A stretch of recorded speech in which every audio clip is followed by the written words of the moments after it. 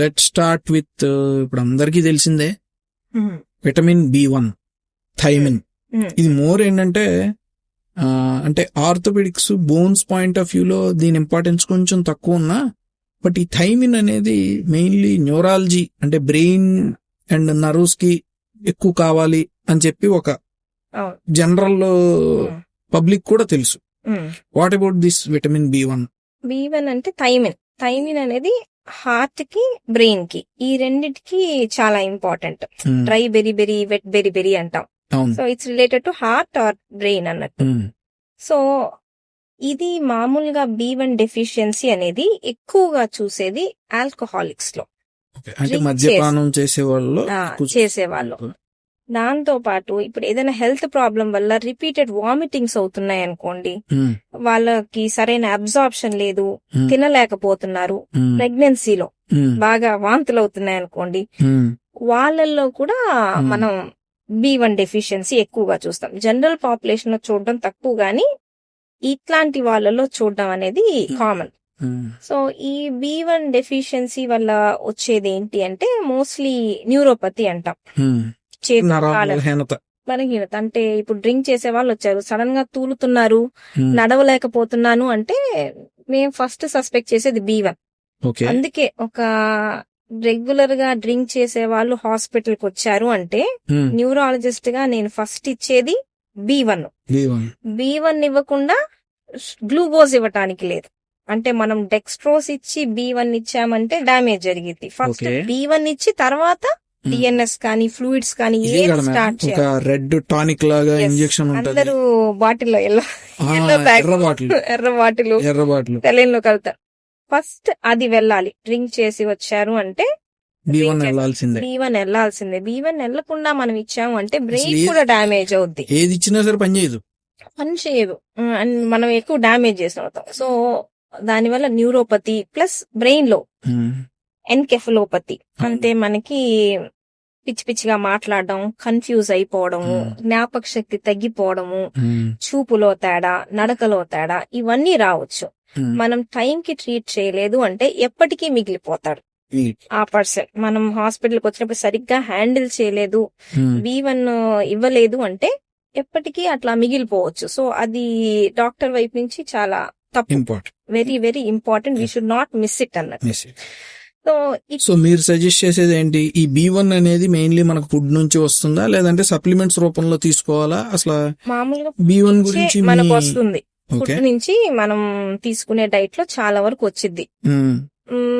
మేం చెప్పేది ఏంటంటే ఇప్పుడు పొట్టు ఉన్నవి, పైన పొట్టు ఉంటాయి కదా, ముడి బియ్యం గాని, ఓట్స్, దంపుడు బియ్యం, సో వీటిల్లో ఆ పొట్టులో మనకి B1 పొరలో. సో మీరు చెప్పేది ఏంటంటే బ్రౌన్ రైస్ తినాలి, వైట్ రైస్ లో అదంతా పోతుంది, మొత్తం పాలిష్ కొడితే మొత్తం పోయిద్ది. సో మనకి దాని చుట్టూ ఉండే పొట్టు ఇట్లాంటి ఇంపార్టెంట్. ఇంకా ఎక్కువగా స్టార్వేషన్ చేసేవాళ్ళు అంటే తినకుండా ఉండడం వల్ల డ్రింక్ చేస్తా తినరు చూడండి. సో అది మోర్ డేంజరస్ అన్నట్టు. సో ఫుడ్ తక్కువ తీసుకున్నాము అంటే B1 చాలా తొందరగా తగ్గిపోతుంది. మన బాడీ ఎక్కువ B1 ని స్టోర్ చేసుకోలేదు.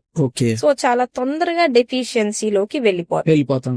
సో చాలా సార్లు ఏంటి అంటే ఇప్పుడు పేషెంట్ వచ్చి నాకు B1 ఇచ్చారు కదా, B1 తక్కువ ఉందని చూపించండి అంటే B1 ని మనం టెస్ట్ చేయలేం. సో ఇప్పుడు మనం ల్యాబ్ లో B1 చెక్ చేయగలం అంటే చేయలేము, ఇచ్చేసేయడమే గానీ చెక్ చేయలేం. ప్లస్ ఇది ఏంటంటే ఇంకొక ప్లస్ సైడ్ ఏంటంటే ఇవన్నీ వాటర్ సాల్యుబుల్ విటమిన్స్. ఒకవేళ పొరపాటున మన బాడీలో అంటే బ్లడ్ లో ఎక్కువైనా సరే ఇబ్బంది లేదు, యూరిన్ రూపంలో బయటకు వెళ్ళిపోతాయి. ఈ ఫ్యాట్ సాల్యుబుల్ విటమిన్స్ కావు. ఎక్స్ట్రా ఇవ్వడంలో తప్పే లేదు, కాకపోతే తక్కువ ఇస్తే మాత్రం ఇబ్బంది. ఇప్పుడు ఐసీయూలో మాకు పేషెంట్స్ ఉన్నారనుకోండి, అందరికీ పెడతాం. ఎందుకంటే డైట్ సరిగ్గా ఉండదు, వాళ్ళు ఎప్పుడు సరిగ్గా భోజనం చేశారో మనకు తెలియదు కదా. సో అందుకే ఐసీయూలో ప్రతి పేషెంట్ బాటిల్లో మనం యాడ్ చేస్తాం మల్టీ వైటమిన్ అనేది, అన్ని కలిపి యాడ్ చేస్తాం. B1 కాకుండా మొత్తం కలిపి యాడ్ చేస్తాం. Okay, next important vitamin neurology ప్రకారం B6 పైరిడాక్సిన్ అంటాం కదా. సో దాని యొక్క ఫంక్షన్ ఏంటి, అది అక్కడ మనకి ఎక్కడ దొరుకుతుంది, ఎలా చూస్తాము? ఇప్పుడు పైరిడాక్సిన్ అనేది మనకి ఇప్పుడు నర్వ్స్ కి చుట్టూ పొర ఉండిద్ది, మైలిన్ అనేది. షీత్, అవును. సో ఆ మైలిన్ షీత్ ఫార్మేషన్ కి పైరిడాక్సిన్ అవసరం. దాంతో పాటు బ్రెయిన్ లో కొన్ని కెమికల్స్ ఉంటాయి, న్యూరో ట్రాన్స్మిటర్స్ అని, ఓకే. డోపమిన్ ఇట్లాంటివి. సో వాటికి మళ్ళీ పైరిడాక్సిన్ అనేది అవసరం. సో దీనికి బ్రెయిన్ మీద, నరాల మీద, రెండిటి మీద ఎఫెక్ట్ ఉంది. సో పైరిడాక్సిన్ అనేది కొన్నిసార్లు టీబీ ట్రీట్మెంట్ తీసుకునే వాళ్ళలో చూస్తాం అన్నమాట, ఆ డ్రగ్స్ వల్ల. సో అందుకే ప్రతి టీబీ పేషెంట్ కి పైరిడాక్సిన్ చిన్న డోసు యాడ్ చేస్తాం. ఇది మేము కూడా చేస్తామండి. అంటే మాకు జనరల్ ఏంటంటే ఇప్పుడు బోని ట్యూబర్క్లోసిస్ వచ్చింది. బోన్ లో ట్యూబర్క్లోసిస్ వస్తే మేము జనరల్లీ అందరికన్నా ఎక్కువ మెడికేషన్ అంటే ఎక్కువ కాలం వాడాల్సి వస్తుంది. ఆల్మోస్ట్ 1 year, కొంతమందికి అయితే 18 months కూడా వాడాల్సి వస్తుంది యాంటీ ట్యూబర్క్లోసిస్ ట్రీట్మెంట్. సో వాళ్ళకి ఏం చేస్తామంటే ఈ యాంటీ ట్యూబర్క్లోసిస్ ట్రీట్మెంట్ తో పాటు ఈ బెనాడోన్ 40 mg టాబ్లెట్ ఒకటి పెడతా ఉంటాం. ఇంకా అది వాళ్ళు ఈ ట్రీట్మెంట్ చేయించుకున్నంత కాలం కూడా ఆ B6 అనేది వేసుకోవాలి కంపల్సరీగా. ఆపద్దు అని చెప్తాం. లేకపోతే గనక మీరు ఇప్పుడు చెప్తారు కదా సిమ్టమ్స్, అవన్నీ వచ్చేస్తాయి. మంటలు, మెయిన్ పాదాల మంటలు, దాంతో పాటు జ్ఞాపక శక్తి తగ్గడం, స్కిన్ ర్యాషెస్ లాంటివి రావడం, ఇవన్నీ కొంతమందిలో రేర్ గా పిల్లల్లో చూస్తాం. ఫిట్స్, మూర్ఛ వ్యాధి రావచ్చు అన్నట్టు. సో పైరిడాక్సిన్ వాళ్ళ జెనెటిక్ గానే వాళ్ళకి పైరిడాక్సిన్ డెఫిషియన్సీ ఉండిద్ది. దాంతో పుట్టినప్పటి నుంచి ఫిట్స్ వస్తా ఉంటాయి. సో అట్లాంటి పిల్లల్లో కూడా మనం పైరిడాక్సిన్ ఇస్తాం. కాకపోతే యాజ్ సచ్ జనరల్ గా మామూలుగా అందరిలో తక్కువ ఉండొచ్చా అంటే అంత డెఫిషియన్సీ అనేది అంత కామన్ కాదు. కాకపోతే ఇప్పుడు మంటలతో వచ్చారనుకోండి, పాదాల మంటలు అంటే ఎప్పుడు కూడా ఒక క్లినిషియన్ గా మనం అన్ని కూడా దృష్టిలో పెట్టుకునే వాళ్ళ హిస్టరీని అడిగిన తర్వాత మనం సస్పెషన్ చేసి మనం అదే పెట్టేయాలి. అంతేగాని అన్నిటికీ టెస్ట్ చేయటం ఇది కూడా కరెక్ట్ కాదు. B6 కూడా మనం టెస్ట్ చేయలేం. B6 మనం చెక్ చేయడానికి ఉండదు. కాబట్టి మనం అనుకున్నాము ఇది B6 డెఫిషియన్సీ ఇలా ఉంది అంటే మనం పెట్టేసేయాలి. ఇప్పుడు డైట్ లో మనకి వెయిట్ లో వచ్చిందంటే నాన్ వెజిటేరియన్ ఫుడ్ లో వచ్చింది, మళ్ళీ ముడి బియ్యం ఇట్లాంటి వాటిల్లో వస్తుంది, కొన్ని ఫ్రూట్స్, పొటాటోస్ ఇట్లాంటి వాటిల్లో వస్తాయి. బట్ ఇప్పుడు చాలా మంది ఇప్పుడు డెఫిషియన్సీ ఉంది అంటే ఏం తినాలి మేము అని అడుగుతారు. It's a very good question. మనం ఫుడ్ ఇది తీసుకోండి అని చెప్తాం. అట్లా అయితే ఫుడ్ తీసుకొని నేను మెడికేషన్ తీసుకోనని అంటారు. సో మనకి ఆల్రెడీ ఈ సిమ్టమ్, ఈ ఇబ్బంది వచ్చింది అంటే డెఫిషియన్సీ వచ్చి కొంతకాలం అయితేనే వచ్చింది అంటే ఆల్రెడీ మనం కొంచెం లేట్ గా ఉన్నాం ట్రీట్మెంట్ లో. సో ఇట్లాంటప్పుడు నేను ఫుడ్ తిని స్లోగా, ఎందుకంటే ఫుడ్ వెంటనే పనిచేయదు కదా, స్లోగా పెరిగిద్ది, అంతలోపు కొంచెం ఎక్స్ట్రా డ్యామేజ్ యాడ్ అవుద్ది. సో కాబట్టి మనకు ఒకసారి దాని లక్షణాలు బయటపడ్డాయి అంటే మనం ఫుడ్ తో పెంచుకునే అంత టైం ఉండదు. సో మనం మెడికేషన్ అయితే స్టార్ట్ చేసేసేయాలి డ్రగ్ ని. సో ఇప్పుడు పైరిడాక్సిన్ డెఫిషియన్సీ అనుకుంటున్నాను, పైరిడాక్సిన్ పెట్టేసి నువ్వు ఫుడ్ తీసుకోమా, మెల్లగా కరెక్ట్ చేసుకుందాం అని చెప్పొచ్చు. కాకపోతే నేను ఫుడ్ తీసుకున్నాను, చాలా మంది నాకు చెప్పేది ఇప్పుడు నేను ఇది ఇంప్రూవ్ చేసుకోండి అంటే నేను వీడియో చూసానండి ఇది తింటే ఇంప్రూవ్ అయిపోద్దంట, కాబట్టి నేను నేచురల్ గా ట్రై చేస్తా అంటారు. నేచురల్ గా ట్రై చేసే టైం మనకి ఉండకపోవచ్చు. ఎందుకంటే మీ బాడీ రిజర్వ్స్ అనేవి తగ్గిపోయాయి. బేసికలీ మనం ఏంటంటే బాడీ రిజర్వ్స్ ని పెంచాలి, తర్వాత డైలీ రిక్వైర్మెంట్ అంటే రోజు ఎంతో కొంత తీసుకోవాలి కదా, దాన్ని కూడా మళ్ళీ మనం ఇప్పుడు రోజువారీ ఎంత రావాలో ఫుడ్ నుంచి వచ్చింది, మరి డెఫిషియన్సీని ఎట్లా కరెక్ట్ చేసి ఎక్కువ ఫుడ్ తింటే మళ్ళీ వేరే రోగం వచ్చింది. బట్ మళ్ళీ B6 కి ఏంటంటే ఓవర్ డోస్ అయినా సేమ్ సిమ్టమ్స్ వస్తాయి, మంటలు. కాకపోతే పర్మనెంట్ గా ఉండదులే గానీ ఓవర్ డోస్ అయినా మెల్లగా తగ్గిపోద్ది. బట్ కొన్నిసార్లు ఓవర్ డోస్ కూడా ఎక్స్ట్రా మెడికేషన్స్ మనం B6 వాడితే కూడా అప్పుడప్పుడు వస్తుంది. Okay, next coming to another important vitamin B12, folate. ఈ రెండు కూడా అన్నదమ్ముల్లాగా యాక్ట్ చేస్తాయి. అండ్ ఒక విటమిన్ కి ఇంకో విటమిన్ ఉంటే గానీ కూడా సరిగ్గా పనిచేయదు. ఇది మెయిన్లీ ఏంటంటే న్యూరాలజీకి, అదే నరాల సంబంధిత విటమినే, కొంచెం ఎముకలకు కూడా కావాలి. సో ఒకసారి దాని మీద B12 అంటే అందరికీ తెలుసు, అన్ని విటమిన్స్ లోకి హీరో ఎవరంటే B12. ఎందుకంటే చాలా డిసీజెస్ B12 తో అసోసియేటెడ్. ఇక్కడ నేను డిఫర్ అవుతాను మేడం, మీకు విటమిన్ డి అవ్వచ్చు, మాకు B12. అంటే కోవిడ్ తర్వాత, ఈ కోవిడ్ ముందు ఏంటంటే అందరూ విటమిన్ B12 నే హీరో అనుకునేవాళ్ళు. ఈ హీరో ఆఫ్ విటమిన్స్ ఏంటంటే విటమిన్ డి అని చెప్పి కోవిడ్ తర్వాత అందరూ ఓట్లు మార్చేశారు, ఓటు బ్యాంక్ మారిపోయింది. మేబీ అది ఎంతవరకు నిజం అనేది మనకు తెలియదు. ప్రాక్టికల్ గా కళ్ళ ముందు మేము ఎంతో మందికి B12 ఇచ్చే ఆ మార్పును చూస్తాం. ఓకే, సో అంత డ్రాస్టిక్ చేంజ్ నేను ఎప్పుడు సడన్ చేంజ్ విటమిన్ డి చదువుకో పేషెంట్ బాగా అయ్యాడు అనే చేంజెస్ ఎక్కువ చూడం. బట్ B12 అట్లా కాదు. B12 సివియర్ డెఫిషియన్సీ ఉంది అంటే చాలా మంది ఇప్పుడు ఎర్ర ఇంజెక్షన్ వేయించుకొని వెంటనే బాగుందంటారా అనరా అంటారు. సో ఎర్ర ఇంజెక్షన్ మెయిన్లీ B12 కదా ఇచ్చేది. సో B12 అనేది మాత్రం మేము అసలు న్యూరాలజీలో B12 పెట్టకుండా మాత్రం పేషెంట్ ని పంపించాం ఓపీలో నుంచి.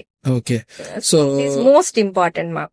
ఇక్కడ ఇంకొకటి నేను అడగదలుచుకున్నది, విటమిన్ B12 ఇది వెజిటేరియన్స్ లో చాలా తక్కువ, అంటే చాలా ఎక్కువ మందిలో డెఫిషియన్సీ చూస్తాం. ఇది మీకు నాన్ వెజిటేరియన్స్ కి హ్యాపీగా విటమిన్ B12 అన్నిట్లోంచి దొరుకుతుంది. బట్ మాలాగా వెజిటేరియన్ శాకాహారులు ఉంటే కొంచెం కష్టమే, చాలా కష్టం. దీన్ని ఎలాగ అధిగమించడం? ఇప్పుడు బుక్ ప్రకారం అయితే వెజిటేరియన్స్ లో రావాలి అంటే మిల్క్ ప్రొడక్ట్స్ నుంచే రావాలి. ఏదైనా ప్లాంట్ విటమిన్ B12 ని ప్రొడ్యూస్ చేయదు, ప్లాంట్ నుంచి మనకు రాదు, యానిమల్ నుంచే రావాలి. యానిమల్ నుంచి రావాలంటే మిల్క్ అండ్ కర్డ్ యానిమల్ డిరైవ్డే కదా, సో వాటి నుంచి మనకి రావచ్చు. కొంతమంది వీగన్స్ అని ఉంటారు, ఇంకా అది కూడా తీసుకోరు, ఏ యానిమల్ ప్రోడక్ట్ ని తీసుకోరు. సో ఇప్పుడు వీగన్స్ ఉన్నారనుకోండి, ఖచ్చితంగా B12 మనం ఏదో ఒక రూపంలో యాడ్ చేయాల్సిందే. ఇప్పుడు మనం తీసుకునే కొన్ని ప్రోడక్ట్స్ ఉంటాయి, వీట్ ఫ్లోర్ ఇట్లాంటివి తీసుకున్నా కూడా చాలాసార్లు కింద ఉంటాయి ఫార్టిఫైడ్ విత్ B12 అని, అంటే కొన్ని యాడ్ చేస్తారు. సో ఏదో ఒక విధంగా వాళ్ళ ఫుడ్ కి B12 యాడ్ చేయాల్సిందే. కొంత అంటే వెజిటేరియన్స్ కూడా కొన్ని సోర్సెస్ ఉన్నాయి, కొంచెం అంటే ఆకుకూరలు చాలా తక్కువ, మష్రూమ్స్ చాలా తక్కువ, వాటిని నమ్ముకోలేమంటారు. I know. సో పులిచిపోయిన పెరుగు, ఫర్మెంటెడ్ ప్రొడక్ట్స్, సో అవి ఎక్కువగా తీసుకుంటే వెజిటేరియన్స్ లో కొంచెం బెటర్ గా ఉంటారు. బట్ చాలాసార్లు నాన్ వెజిటేరియన్స్ లో కూడా చూస్తాం B12 చాలా తక్కువ ఉందని. నాన్ వెజ్ తింటామా అంటే రోజు తింటా అంటారు, బట్ B12 తక్కువ ఉంటుంది. ఇంకా అదేంటంటే వాళ్ళకి స్టమక్ లో అబ్జార్ప్షన్ లేదు, డిఫరెంట్, అది తక్కువ అయినప్పుడు. సో అబ్జార్ప్షన్ లేనప్పుడు మనకి ఫుడ్ లో ఎంత ఉన్నా కూడా తీసుకోరు. అది వెరీ ఇంపార్టెంట్. ఎందుకు అంటే నువ్వు బాగా తిని నీకు అబ్జార్బ్ అవ్వట్లేదంటే నేను B12 టాబ్లెట్లు ఇస్తా అంటే కూడా పని చేయకపోవచ్చు. సో మనం అప్పుడు ఇంజెక్షన్స్ ఇవ్వాలి అని అర్థం. వాళ్ళకి మళ్ళీ ఎప్పటికీ కంటిన్యూ చేస్తాం, మీరు లైఫ్ లాంగ్ వేసుకోండి అని. సో సిమ్టమ్స్ ఫస్ట్ అంటే వాళ్ళు ఎలా మన దగ్గరికి ప్రెజెంట్ అవుతా ఉంటారు? విటమిన్ B12 డెఫిషియన్సీలో చాలా వరకు అలసట, ఫెటిగ్, మళ్ళీ సేమ్ కాళ్ళ తిమ్మిర్లు వస్తున్నాయి, పేషెంట్ కి షుగర్ లేదు అంటే వెంటనే మేము ఆలోచించేది నెక్స్ట్ ఇంపార్టెంట్ ఏంటి అంటే B12. B12 తక్కువ ఉంటే చేతులు తిమ్మిర్లు, కాళ్ళ తిమ్మిర్లు అని చెప్తారు. దీంతో పాటు నడకలో తేడా, అంటే B12 వెన్నుపూసను కూడా ఎఫెక్ట్ చేసిద్ది, స్పైనల్ కార్డ్ ని. దాని వల్ల తూలుడు, నడకలో బ్యాలెన్స్ తప్పుతుంది, జ్ఞాపక శక్తి, తెలివితేటలు తగ్గడం.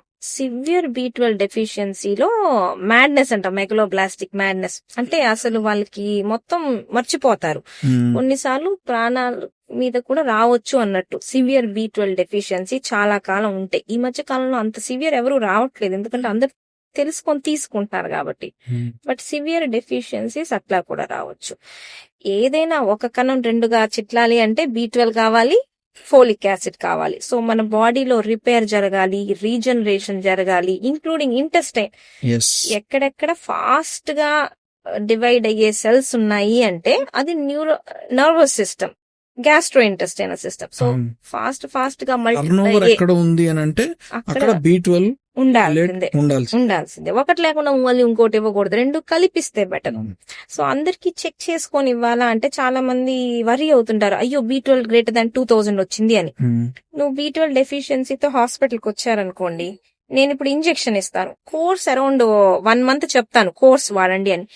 ఈ రోజు ఇంజెక్షన్ తీసుకొని రేపు బ్లడ్ లో చెక్ చేస్తే రేపు హై గ్రేటర్ దాన్ 2000 అని వచ్చింది. అట్లా అని మనం ఆపేస్తామా అంటే అట్లా ఆపేయం, ఎందుకంటే స్టోర్స్ మన బాడీలో స్టోర్స్ డెవలప్ చేయాలి.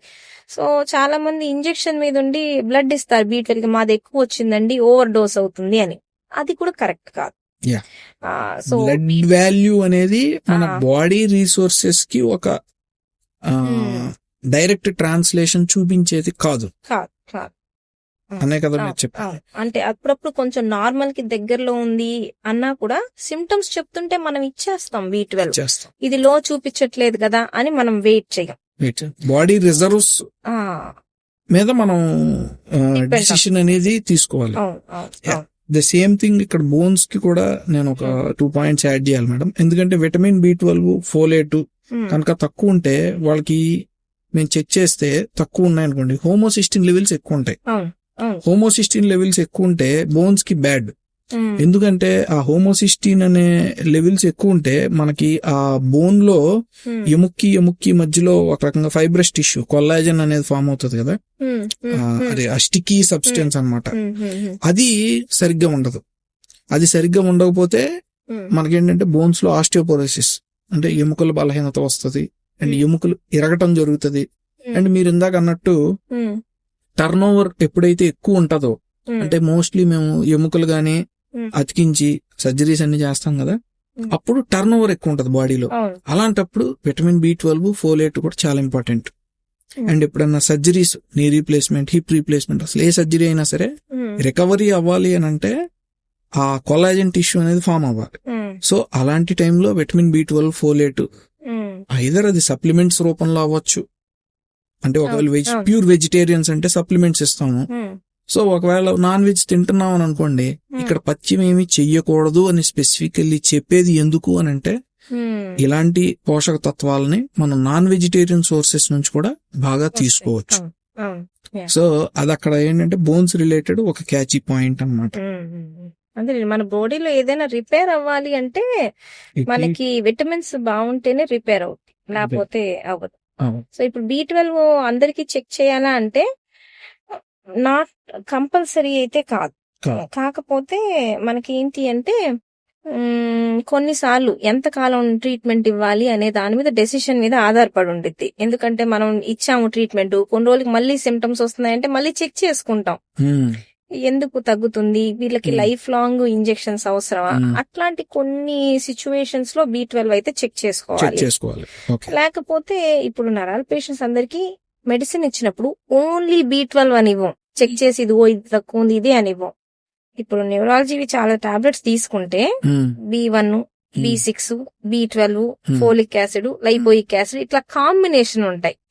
అంటే ఇవన్నీ కామన్ గా డెఫిషియన్సీస్ ఉంటాయి, nearly okay type of food నుంచి వస్తాయి. కాబట్టి ఒక డెఫిషియన్సీ ఉన్న వాళ్ళకి ఇంకొకటి కూడా ఉండొచ్చు అనే ప్రిజంప్షన్ తో కొన్నిట్లో విటమిన్ D కూడా యాడ్ అవుద్ది అవే టాబ్లెట్స్ లో. సో అట్లా కాంబినేషన్స్ లో వెళ్తాయి.